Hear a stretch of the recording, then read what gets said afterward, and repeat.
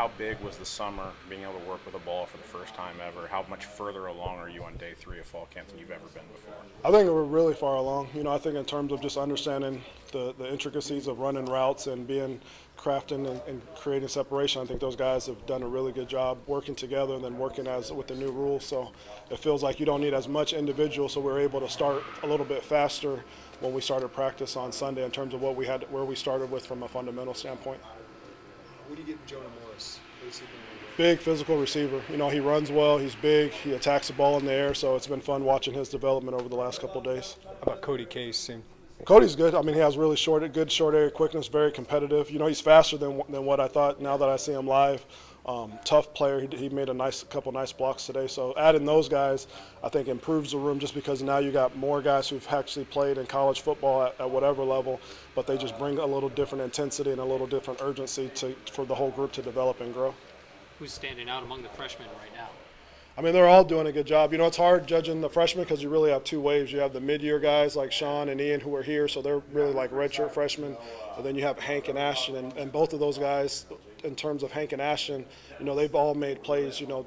Ashton made a couple nice plays today and yesterday. Hank's, he's a natural ball catcher, and he's done a good job just naturally learning the position. So I've been happy with their development. And then Sean and Ian have done a good job. They came in the spring, so they know kind of the rhythm and how we do things, and they've done a nice job just progressing every day and getting better. So it's been fun to watch that group, for the first time all together, come along. What's the dynamic of trying to build chemistry on the field with different arms, especially if not necessarily who's QB1 in a month? I tell them the ball comes, you better catch it. So the chemistry is with the ball, not the player. So, that's the thing that we talk about. We're trying to build trust that whoever throws us the ball, that we're going to come down with it.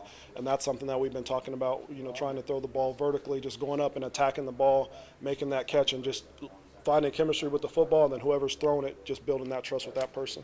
How did Sean rebound after the injury, and what's he look like right now? He's doing good. He attacked the rehab with JB all summer, and he looks good. His body's good, and I think now it's just a matter of, anytime you come back from an injury, it's just a matter of gaining your confidence. But from a physical standpoint, he's right on track, and you see his quickness, and we got him out there, doing stuff. So I think he'll be ready to go, and he keeps progressing. Where he left off in the spring till today, he's done a lot of good things. Isaiah said, Big Ten, that the big thing in the spring was just the tempo, and just from play to play, understanding where I got to look and how do we get a signal and all this stuff in a matter of seconds instead of huddling. Was that a big deal for all you guys in your room, just trying to pick up that tempo as quickly as you could? More than I think it is. I think they might have played with tempo with the previous staff, but obviously you go a year and we've been huddling, so now you're relearning it. And I think a lot of it is just it's a lot more intensity as a receiver because now whatever you made the play, now you got to get your eyes back to the signal and find the call.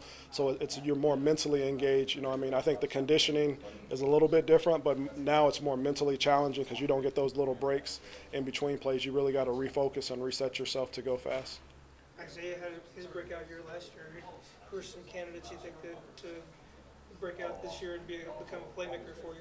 I don't know. That's the beauty of camp. We have a lot of time to figure out who's making the plays. I'm just happy with the overall group. I think there's, Isaiah had a good year last year. I wouldn't say a breakout year, but he had a good year. So, we're looking for big things for him, but we're also looking for that group as a whole just to take another step in what we're trying to do offensively and really have a bigger impact on what we're trying to do based off of our production in the run and the pass game. Casey said something interesting the other day about kind of telling us, you guys know we're still going to be predicated on running the ball, and it would seem like receiver, your self-worth sometimes gets on targets and receptions and touchdowns. You seem to have some buy-in in your room about the overall concept of the offense and what you're trying to do. Yeah, blocking is a non-negotiable. We're always going to run the ball. We got great linemen, we got great backs. I think what we're trying to do is be a little bit more balanced.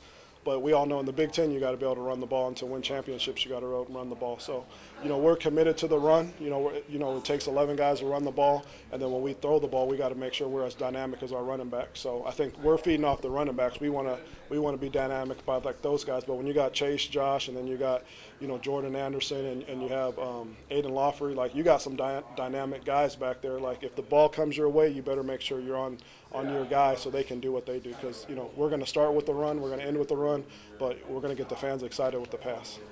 Brian Hightower had a good first year here. Last year obviously didn't go his way. What was your perspective of what he can bring to this room now after last year? You know, Brian's another bigger receiver. He has really good ball skills, and I think he's finally like, you know, you go through some change and it's hard to get a rhythm. You know, you got one coach, you got a different coach. That we all have our different wants, and I think now, you know, me and him both understand each other a lot better, and our expectations of that I have of him and how he needs me to coach him. So I think right now he's in a really good spot. I think he had a great summer. You know, I think him, Isaiah, and Miles Scott, like they were together like the Backstreet Boys. Like every time you saw one, you saw the other, and they were really grinding and catching the ball. And I think it showed up in these 3 practices. So I think he's finally comfortable. You know, I think he's been through so much change. Like now, like okay, I know who's coaching me. I know the expectation. I know the system, and I think now, you know, he's really ready to go show his abilities. You mentioned Miles Scott. Played a lot last year, and I don't know if it's a name a lot of people know. Like, what did he show you last year? You know, Miles has the toughness. You know, he was a good blocker. He runs good routes. He catches the ball well.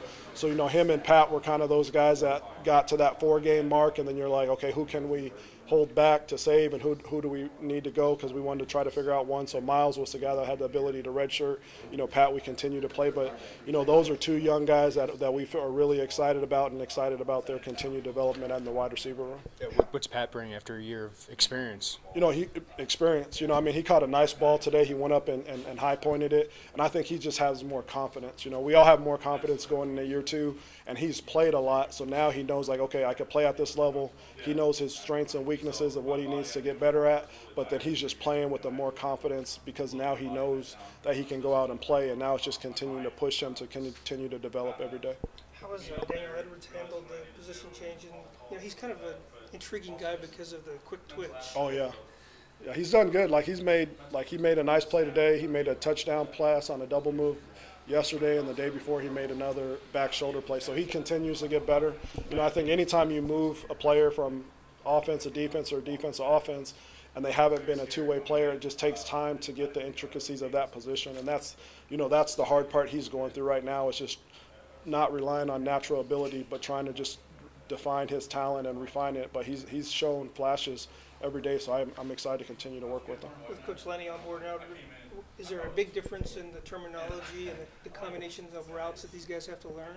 Yeah, and you know, this is his system. You know, he brought it in from UTSA, and we've kind of embraced it and adopted it, and he's done a great job of teaching it piece by piece to the players and to the coaches. So, you know, the kids have done a lot to buy in. Us coaches have too, and just in terms of relearning an offense and really knowing the details so we can give the details to the kids. So it's been exciting. We go into the meeting, I learn something new every day about how the offense works and how we can attack people. So, you know, I think the kids feel the same way when we go into meetings. There's always a different wrinkle or something coming at them that keeps them on their toes and keeps them excited to go out and play. George, you guys are obviously every position group you're building to your image of what you guys want to do, but there's been a lot of movement in your room. Like, what do you think you've accomplished so far? Just what you've added to it?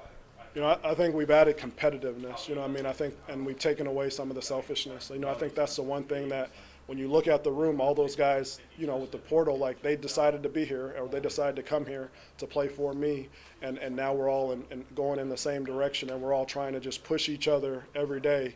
And I said, if everyone's playing their best, then the best is going to show up, you know what I mean?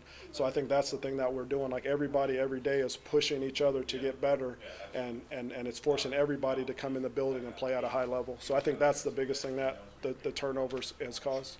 Sorry, go ahead. I know we talk a lot about obviously the players learning the new system. They're like offensive